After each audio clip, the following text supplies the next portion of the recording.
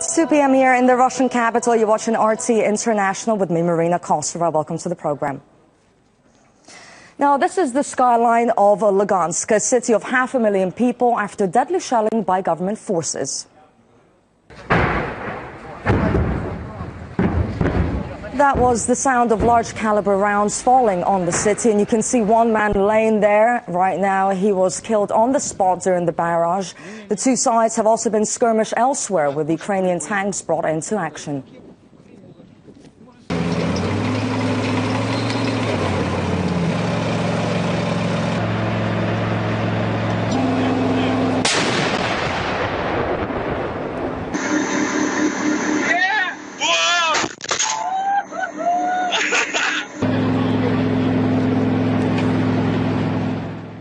Now, here's how the battle lines have changed in the last couple of days. Kiev's onslaught has pushed anti-government fighters back after they'd been defending Slavyansk and Kramatorsk for months.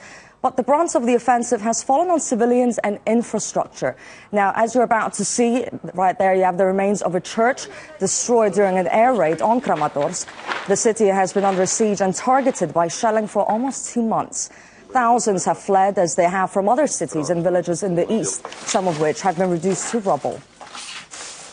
Сегодня Украина может радоваться и гордиться своими летчиками, своими, как говорится, воспитанными людьми, которые занимаются вот такими делами. Вот сейчас у нас все дома разбиты, деточки валялись, люди валяются, взрослые, матеря. Вот.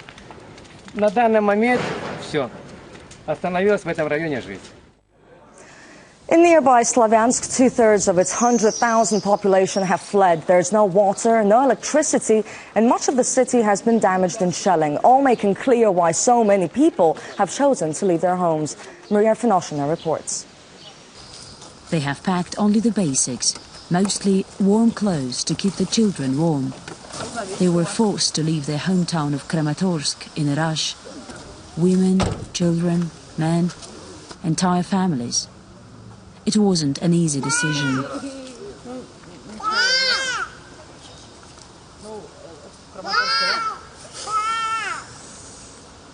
Они постоянно стреляют каждую ночь, а ты прячешься в подвале и молишься Богу, чтобы тебя не пристрелили, чтобы вот это вот не попало все в тебя, чтобы твоя семья осталась живая. It's hard to say how many people have fled Kramatorsk, the city that's been the target of Kiev's military operation for months. Even when the army raised the Ukrainian flag over the town, the refugees kept on coming. Мы из Краматорска. Вот эта публика. Мы сидели в подвале, когда ходили по городу.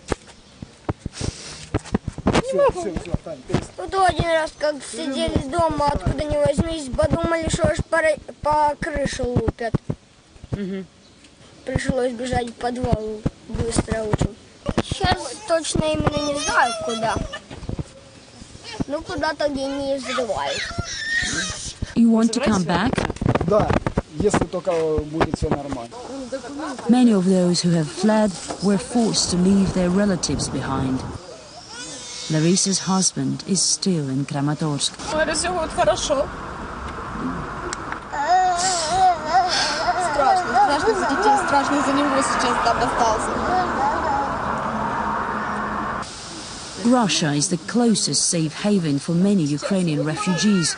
The UN says 100,000 have crossed the border into Russia, a figure the country's federal migration says could be 4 times higher.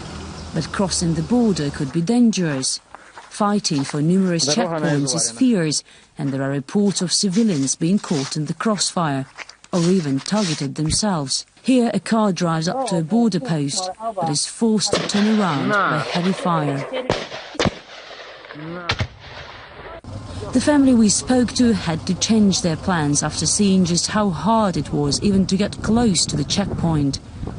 They decided to try their luck at another crossing, but asked us not to join them, worried we'd attract unnecessary attention. We continue the journey alone. It used to be the Ukrainian checkpoint, but as you can see now, it's abandoned. There is absolutely nobody here. The cars cross freely, as you can see. The Ukrainian border guards left.